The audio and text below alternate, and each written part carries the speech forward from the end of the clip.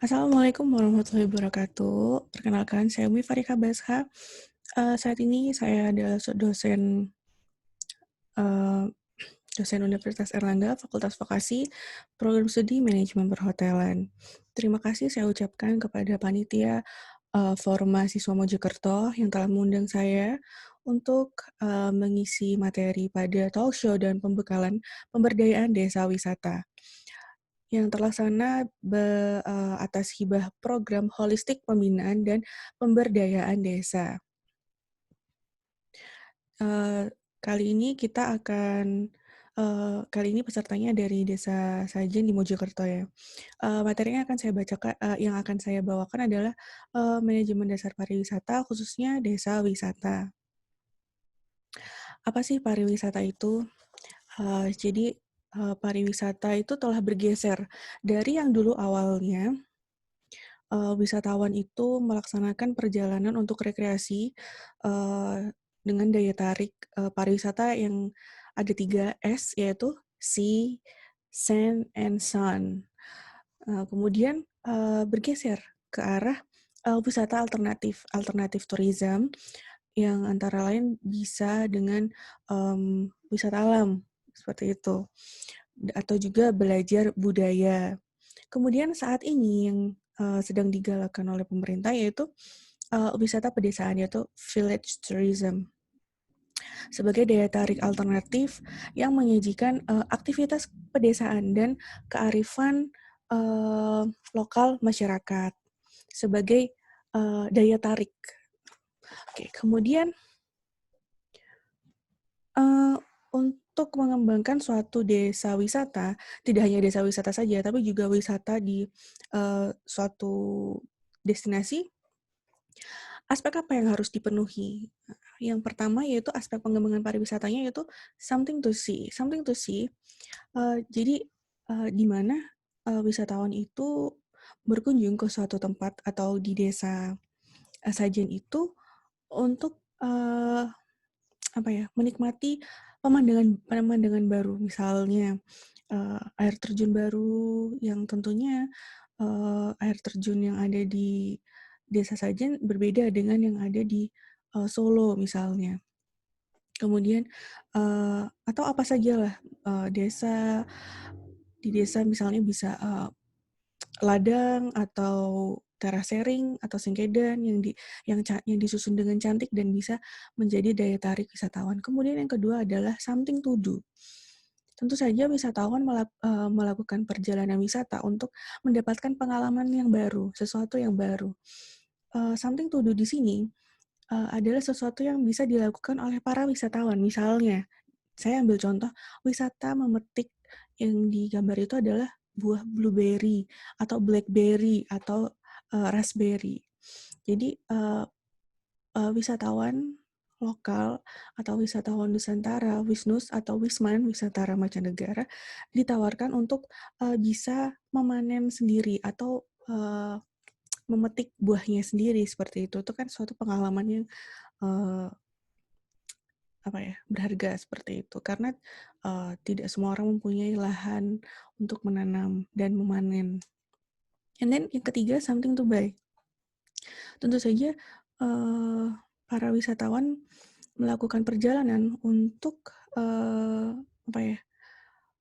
untuk melakukan sesuatu dan juga bisa menceritakan kembali ke orang-orang sekitarnya. Nah, bahan apa yang bisa dijadikan untuk bahan cerita? Saya habis dari sini nih, seperti itu. Nah, ini kita perlu adanya souvenir. Souvenir khusus yang kalau di desa saja nih, souvenir khusus yang mencerminkan ini khasnya desa Sajen apa, seperti itu.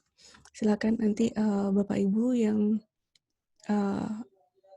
memikirkan apa yang bisa menjadi daya tariknya khusus yang ada hanya di desa Sajen. Kemudian pembangunan kepariwisataan berlanjutan, apa saja sih yang harus diperhatikan dan dilengkapi? Antara lain yaitu upaya pelestarian guna melindungi lingkungan yang dibangun untuk kepariwisataan. Di sini saya mengambil contoh yaitu Candi Borobudur. Tentu saja candi ini merupakan peninggalan warisan ya yang dipunyai Indonesia, sangat kaya, sempat masuk apa 7 ya itu salah satunya UNESCO.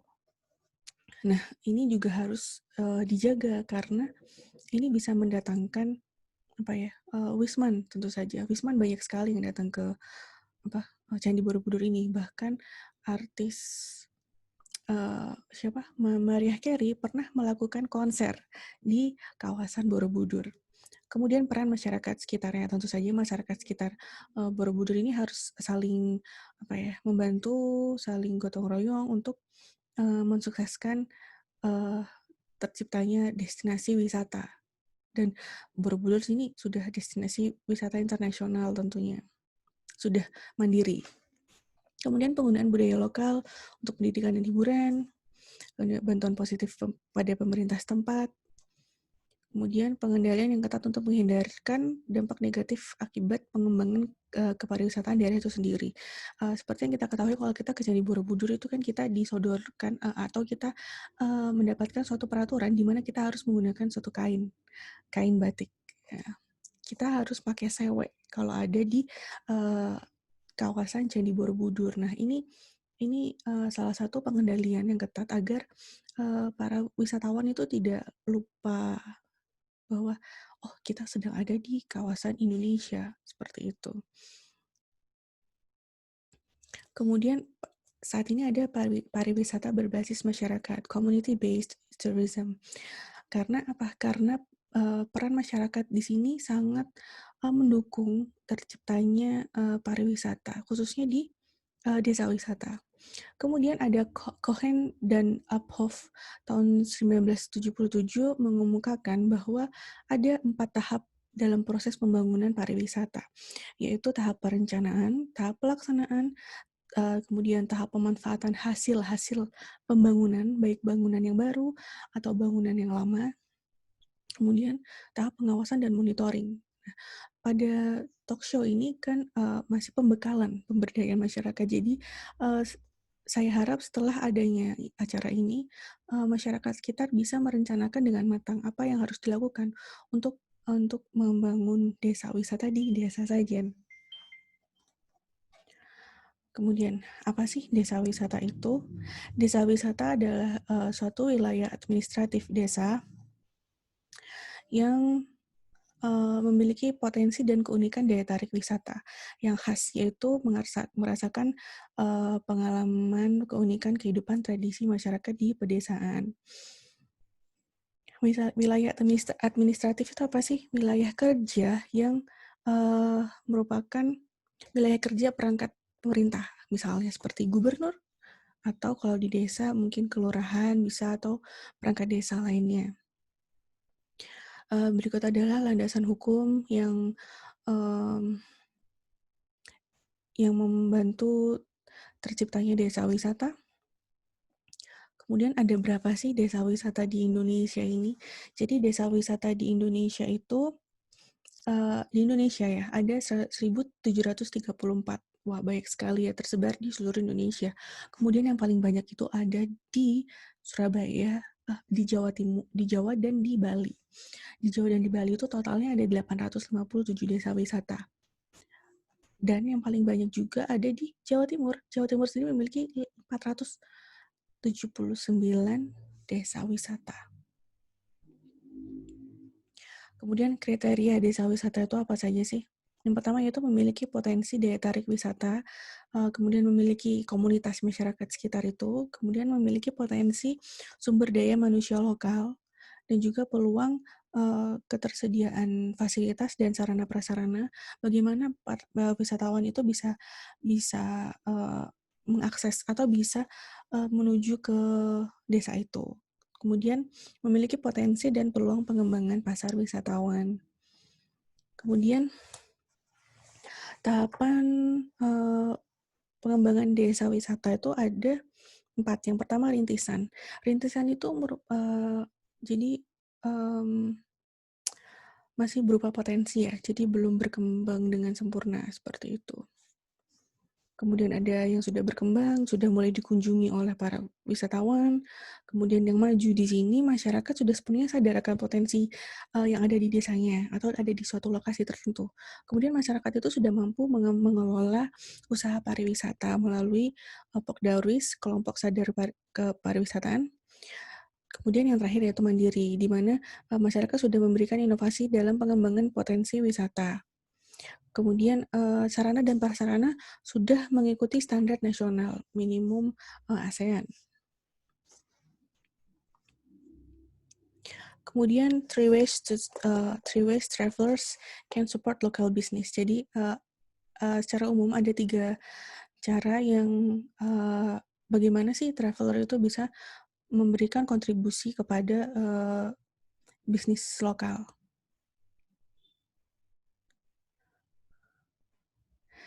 Yang pertama yaitu eat in locally owned restaurant at least once during your stay. Jadi setidaknya kan para wisatawan itu membeli sesuatu untuk dikonsumsi selama berpariwisata. Kemudian take a walking tour using a local guide in each destination you visit. Tentu saja kita memerlukan satu guide yang mengetahui daerah kita. Tentu saja disarankan masyarakat sekitar ya, yang menjadi pemandu wisata di desa ini. Gitu. Kemudian buy souvenirs made locally in destination. Jadi saya pernah membeli suatu kain itu di desa Panglipuran. Nah itu kan mereka yang membuat sendiri. Jadi langsung kontribusinya dirasakan oleh masyarakat di desa Panglipuran di Bali. Kemudian, strategi pengembangan selanjutnya, strategi pengembangan desa wisata. Apa saja sih yang perlu dipertimbangkan untuk mengembangkan desa wisata? Ada 3A di pariwisata itu attraction, amenities, and access. Di sini yang pertama atraksi. Atraksi itu apa sih? Atraksi bukan berarti sirkus, jungkir balik bla bla bla gitu, bukan. Tapi bisa jadi wisata alam. Itu menjadi daya tarik suatu desa. Kemudian ada tarian tradisional, ada rumah-rumah tradisional, atau bisa jadi suatu souvenir yang merupakan mankind atau buatan manusia yang bisa menjadi ciri khas suatu daerah. Kemudian strategi pengembangan desa wisata. Yang kedua yaitu akses. Akses ini sangat penting karena tanpa adanya akses yang memadai, wisatawan akan susah mengunjungi suatu daerah. Misalnya di sini aksesnya dari jalan tol dekat mungkin, tapi yang pasti harusnya bisa dilalui oleh kendaraan bermotor, sepeda motor atau mobil, bus kalau bisa, atau mungkin di dekat dengan stasiun seperti itu. Kemudian bagaimanakah desa itu, apakah accessible, apakah bisa diakses oleh para difabel yang menggunakan wheelchair, kursi roda, atau yang menggunakan tongkat. Seperti itu, harus dipertimbangkan juga. Kemudian amenities. Amenities termasuk apa saja sih? Misalnya tempat menginap atau cottage, atau kalau di Bejejong itu ada guest house ya, rumah-rumah masyarakat yang disewakan untuk wisatawan. Kemudian ada juga ada juga kafe yang bisa dibeli atau yang bisa dikonsumsi oleh para wisatawan selama melakukan perjalanan. Kemudian adanya tour guide tentu saja. Selanjutnya adanya sumber daya manusia dan juga masyarakat. Jadi masyarakat sekitar desa Sajen ini saya harap bisa guyup berkumpul untuk membicarakan bagaimana pengembangan ke depannya desa Sajen ini. Kemudian smart industry 4.0 misalnya. Jadi di mana desa ini saya harap tidak hanya khusus di dalam saja, tapi bisa menawarkan produk-produk souvenir itu misalnya melalui Shopee atau apalah seperti itu. Jadi gunakan teknologi juga. Kemudian branding di sini juga sangat penting. Misalnya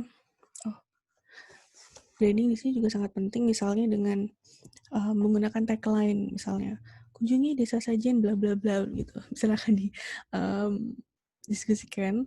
Kemudian advertising di sini mengiklankan ya, kita pasang iklan misalnya di YouTube, di Instagram, seperti itu.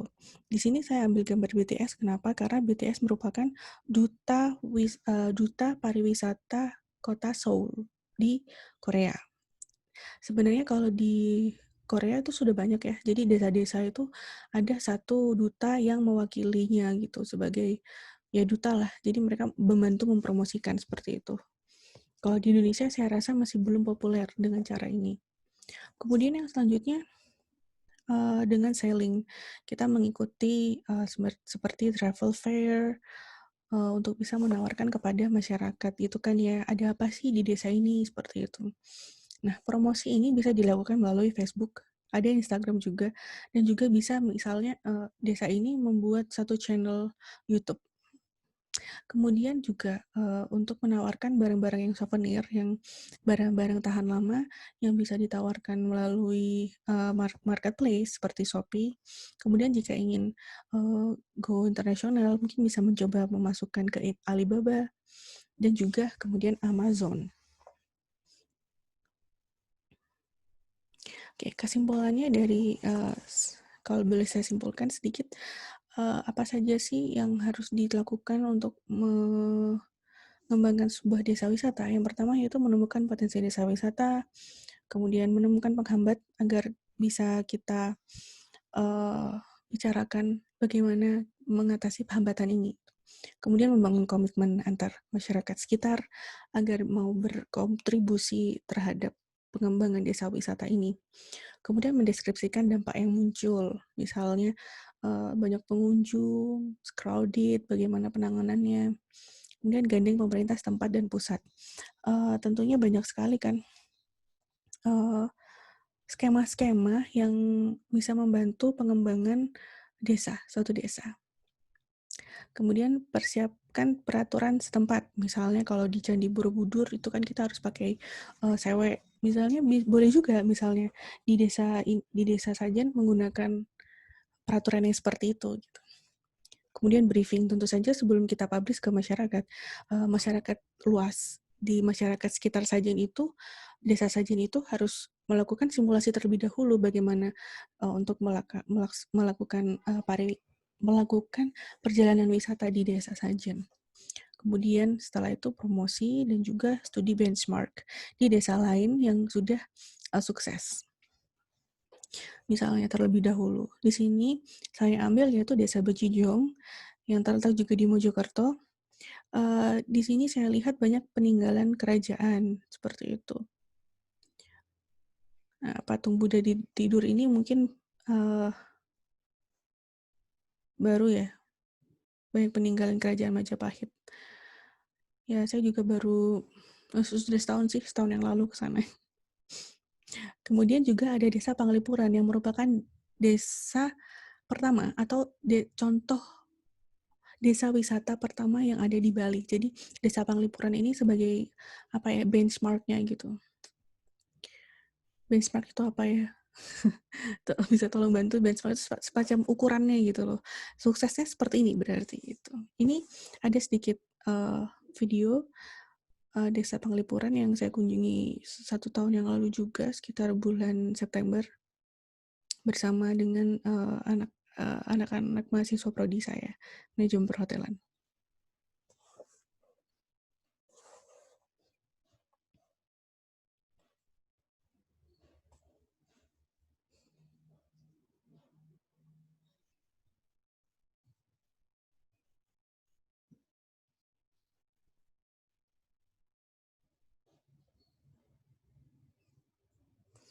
Oke, sekian presentasi dari saya. Semoga membantu dan ini adalah referensi yang saya gunakan dalam materi ini. Terima kasih kepada panitia. Saya kembalikan kepada moderator. Assalamualaikum warahmatullahi wabarakatuh.